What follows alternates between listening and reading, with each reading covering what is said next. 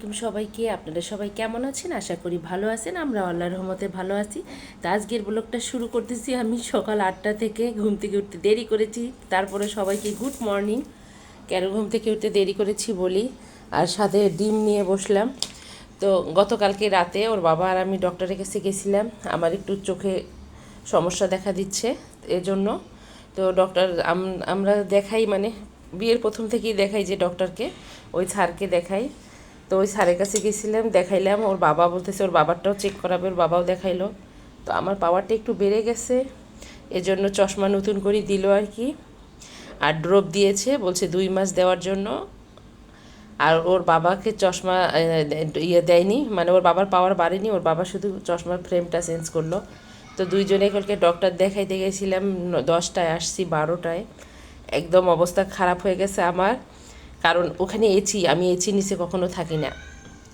মানে আমার জীবনটা হলো নির্ভেজাল একটা জীবন, আমি এসি পছন্দ করি না। তো ওখানে তো পুরো হসপিটালে এসি, ওইখানে ছিলাম। আর আমার মানে রাত থেকে মাথা প্রচণ্ড ব্যথা হচ্ছে, নাক বন্ধ হয়ে আসতেছে, এরকম খুব খারাপ লাগতেছে, কণ্ঠ ভারী হয়ে গেছে, তাই না? তো এই জন্য একটু খারাপ লাগতেছে। আর চশমাটা অর্ডার দিয়ে চলে আসছি, শনিবার মনে হয় চশমা দেবে। আমারটা শুধু, আর ওনারটার ফ্রেম করছে। তো ওর বাবা বাইরে গেছে হাঁটতে, আমাকে বলতেছে যে নাস্তা বানানোর দরকার নাই, আমি নাস্তা কিনে নিয়ে আসতেছি। আর আজকে তো শুক্রবার, আয়ান পরোটা খেতে ভালোবাসে প্রতিদিনের মতোই। এখন এই যে ডিম মামলেট করতে বলছে, ধনিয়া পাতা মরিচ পেঁয়াজ দিয়ে ডিম মামলেট করব আমি, আর আয়ানের জন্য ডিম পোস্ট করব। প্রতিদিনই একই খাবার। তো এই তো কী করব, খেতে হবে। আমি এখন ডিমটা মামলেট করে নেব, আর ওর বাবা মনে হয় এতক্ষণে চলে আসতেছে। তো এই তো নাস্তা রেডি হয়ে গেছে, ওর বাবা পরোটা খেয়ে নিল। ওর বাবা আবার গেছে ড্রাইভিং শিখতে নিচে।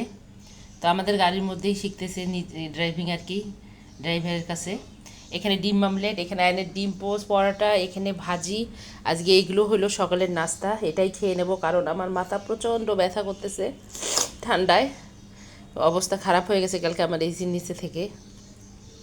তো এই তো নাস্তাটা খেয়ে নেব এখন। আর ডাক্তারের কাছে একটা রোগের জন্য গেলে হাজারটা রোগ দেখা দেয়, এরকম অবস্থা। তো আমার এই চোখে আমার হালকা পাওয়ার ছিল, আমি চশমা পরি কয়েক বছর থেকে, বেশ কয়েক বছর থেকে পরি, কিন্তু পাওয়ার হালকা ছিল। বাম সাইডে আমার একটা গত বছর আক্কেল দাঁত গজিয়েছিল। হাসি পাচ্ছে আমার। তো আক্কেল দাঁতটা আমার এত যন্ত্রণা করতেছিল, একদম চোখ ফুলে গিয়েছিল, গাল ফুলে গিয়েছিল। তো গত বছর আমি আক্কেল দাঁতটা, ওর বাবা বলছে ডক্টরের কাছে নিচে, ডক্টর বলছে যে এটা তুলে ফেলতে হবে, নইলে এটা ব্যথা বাড়বে আরও। একদম লাস্টে হয়েছিল বাম বাম দিকের গালের ওপরের সাইডে। তো পরে দাঁতটা যখন তুলতে গেছি, উনি মানে ওই যে এনিস্থিশিয়ার মতো যেটা দেয় ওটা দিয়েছে।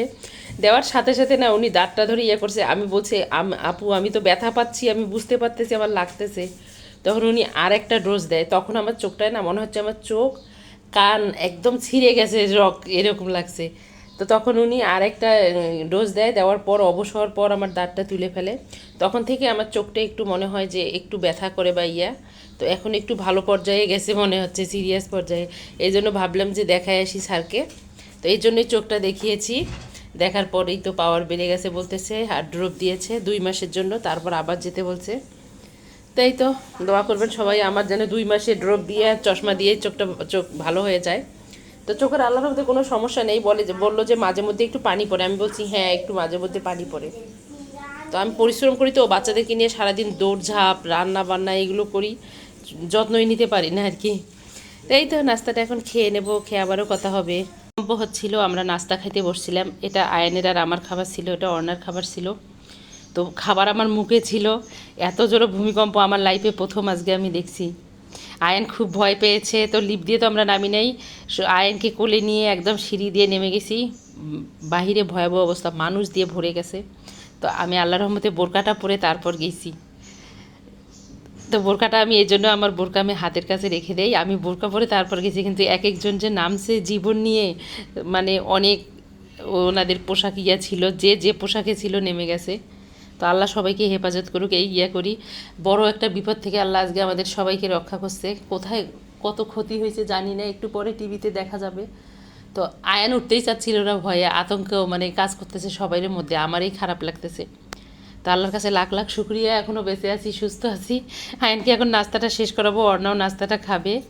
এতক্ষণ আমরা নিচে ছিলাম সবাই, নাস্তাটা আর খাইনি, এখন খাবো চা। ওর বাবা চা খায়নি, ওর বাবা বাইরে গেছে, ভাগ্যেশ ওর বাবা বাইরে ছিল, না হলে ভয় পেতো বেশি। তো আয়ান ভয় পেয়েছে বেশি সবচেয়ে, আমিও ভয় পাইছি, আমার হাত পা কাঁপতেছে খুব। তো এই তো এখন চাটা খেয়ে নেব। আমি এখন টিভি দেখতেছি, অনেক জায়গায় ক্ষয়ক্ষতি হয়েছে, কয়েক জায়গায় মারা গেছে মানুষ। তো যারা মারা গেছে আল্লাহ তাদেরকে বেহেশত নসিব করুক, এই দোয়া করি। আর যারা বেঁচে আছি বা আহত হয়েছে তাদেরকেও আল্লাহ সুস্থ রাখুক। চা খাওয়ার পর এই তো এখানে ভাত বসিয়ে দিলাম। ভাতটা এখন রান্না হতে হতে আমি এখন মাংস ভিজিয়েছি, আজকে যেহেতু বন্ধের দিন তো মাংস রান্না করব। মানে কোনো কিছুই করতে ইচ্ছা করতেছে না। ঘুম থেকে উঠলাম, সকালটা অন্যরকম ছিল, ভূমিকম্প হওয়ার পর দুপুরটা আর এক রকম হয়ে গেল, মনের মধ্যে ভয়। তো আজকের ভূমিকম্প থেকে সবাইরই আমাদের শিক্ষা নেওয়া উচিত যে ক্ষমতা কারো নয়, ক্ষমতা শুধু একমাত্র মহান আল্লাহর, যিনি আমাদেরকে সৃষ্টি করছেন। তো আমরা এই যে অহংকার, দম্ভ, এত কিছু করি, মানে কি বলবো, ধন সম্পত্তির অহংকার করি, রূপের অহংকার করি, দম্ভ, এগুলো কোনো কিছুই না, এগুলো আমাদের ক্ষণিকের। তো আমাদেরকে শুধু এই পৃথিবীতে পাঠিয়েছে আল্লাহ ক্ষণিকের জন্যই, চিরস্থায়ী আমরা কেউ নই। তো তারপরও খারাপ লাগতেছে, অনেকে, কয়েকজন মারা গেছে, একটা বাচ্চা মারা গেছে শুনলাম। তো আল্লাহ তাদের পরিবারের ধৈর্য ধারণ করার শক্তি দিক, আল্লাহর কাছে এই দোয়া করি। আয়ান ভয় পেয়েছে। তাই তো ভাতটা রান্না হয়ে গেলে তারপর আমি মাংসটা রান্না করব। মাংসটা অলরেডি ভিজিয়েছি, এটা হয়ে গেছে। এদিকে আমি মাংসটাও রেডি করছি, এই যে মাংসটা এখন বসিয়ে দেব। তো ভাতটা নামিয়ে নেব, নিয়ে এখন মাংসটা বসিয়ে দেব। আর একটু করলা কেটে নিয়েছি, কারণ ওর বাবা বলছে ওই যে চিংড়ি মাছ দিয়ে করলা রান্না করছিলাম গতবার, খুব নাকি মজা হয়েছে। তো এই জন্য একটু চিংড়ি মাছ দিয়ে করলা করব, কারণ আজকে বন্ধের দিন, ওর বাবা যেহেতু বাসায় আছে খেতে পারবে, আল্লাহ যদি আমাদের রিজিকে রাখে। এই তো এখন মাংসটা বসিয়ে দেব। মাংসটা হতে হতে আমি এখানে পেঁয়াজ কুচি, রসুন কুচি, কাঁচামরিচ কুচি নিয়েছি, একটু জিরা বাটা দিয়েছি, আর এখানে নিয়েছি চিংড়ি, কুচো চিংড়িটা। তো এটা দিয়ে আমি এখন করলাটা রান্না করে নেব। এই যে করলা এখানে, তো এই তো এখন বসিয়ে দেব করলাটা। আর এদিকে মাংসটা হচ্ছে, তো মাংসটা হচ্ছে এদিকে, মাংসটা কষাবো এখন। তো কষানোর আগে এখানে আলু কেটে নিয়েছিলাম, একটু আলু দেব। আর যখন ভূমিকম্প হচ্ছিল না, আয়ানের জন্মের প্রথম ভূমিকম্প আয়ান মনে হয় দেখলো। এর আগে ছোটোখাটো হয়েছে, ওর ঘুমের মধ্যে ছিল এর আগে যে ভূমিকম্পগুলো হয়েছে। তো সিঁড়ি দিয়ে নামতেছিলাম, ওকে আমি কোলে নিয়েছি, প্লাস আমার বোরকা পরা ছিল। তারপর আমি আবার ওই যে স্যান্ডেলটা খুঁজে পাইনি, বাহিরে যে শু বক্সে যে আমার শু ছিল ওগুলো পরে আমি সিঁড়ি দিয়ে ওকে কোলে নিয়ে নামতেছিলাম। তো সবাই মোটামুটি, আমরা এখানে 20টা ফ্যামিলি থাকি। আজকে আবার শুক্রবার, তো 4তলায় সম্ভবত কোনো খালাম্মার বাসায় মেয়েদেরকে দাওয়াত করেছে, মানে ওনার মেয়েরা এসেছে। তো অনেক লোক ছিল, তো নামতেছিলাম, আমাদের সামনে পিছনে মানে অনেক লোক, পিছনে ছিল 10 থেকে 12 জনের মতো। তো আয়ান আমার গলাটা চিপে ধরে বলতেছে, মামা আমরা কি মরে যাব? আমি বলি যে কিছু বলো না, তুমি আল্লাহকে ডাকো। তো আয়ান তখন লা ইলাহা ইল্লা আনতা সুবহানাকা ইন্নী কুনতু মিনাজ জালিমিন জোরে জোরে বলতেছিল।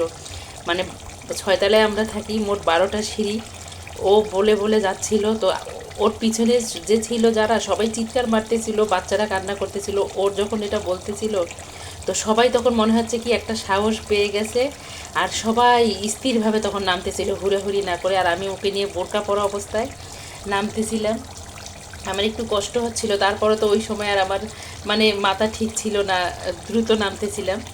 তো এখন একটু আমার মেরুদণ্ডটা ব্যথা করতেছে।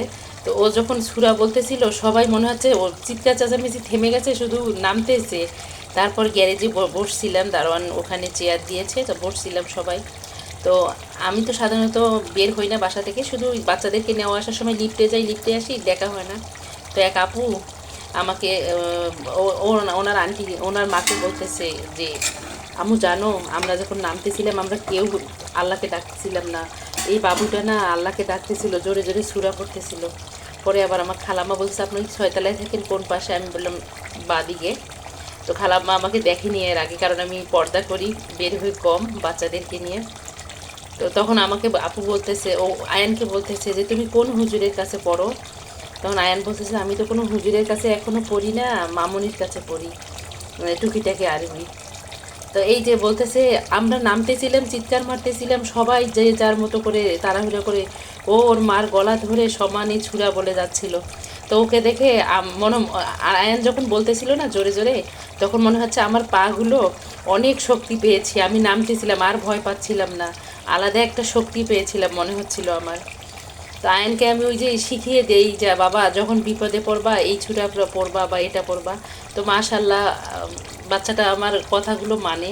তো আল্লাহর কাছে লাখ লাখ শুক্রিয়া, আমরা এখনও সুস্থ আছি, ভালো আছি।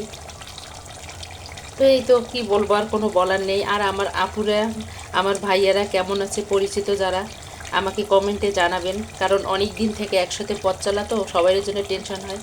আর যারা এখনও বেঁচে আছি আল্লাহর কাছে লাখ লাখ শুক্রিয়া আদায় করি, যারা অনেকরাই আহত হয়েছে হসপিটালে, টিভিতে এখনও দেখাচ্ছে, তাদের জন্য দোয়া করি সুস্থ হোক। আর যারা চলে গেছে আবারও বলি আল্লাহ তাদেরকে বেহেশত নসিব দান করুক। তো মৃত্যু আমাদের একদিন হবে, তাই না? একদিন না একদিন আমাদের যেতে হবে, কেউ আগে যাবে কেউ পরে যাবে, এটাই হলো পৃথিবীর নিয়ম।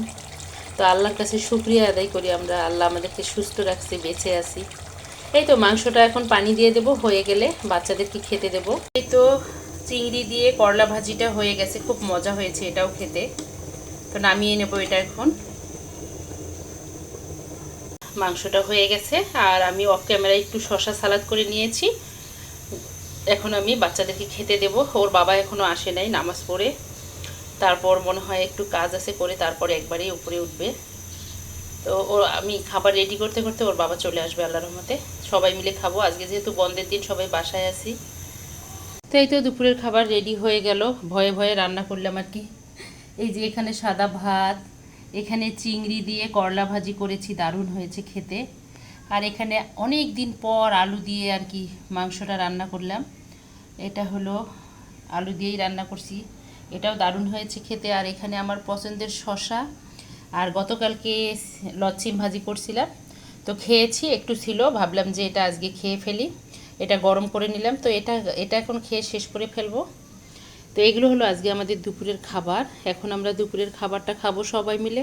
তো এই তো বন্ধুরা, খাওয়ার পর আবারও কথা হবে। খাওয়া শেষ করে দুই আড়াই ঘন্টার মতো একটু রেস্ট নিয়েছি, টুকিটাকি যা কাজ ছিল করে নিলাম। ওর বাবা বাইরে থেকে আসছে, তো এখন ওর বাবা নিয়ে আসছে মিষ্টি, মিষ্টি খাবো এখন আমরা। ফুলটা খুব সুন্দর, তাই না? অনেক সুন্দর। তো এখন বিকেলের নাস্তা করব।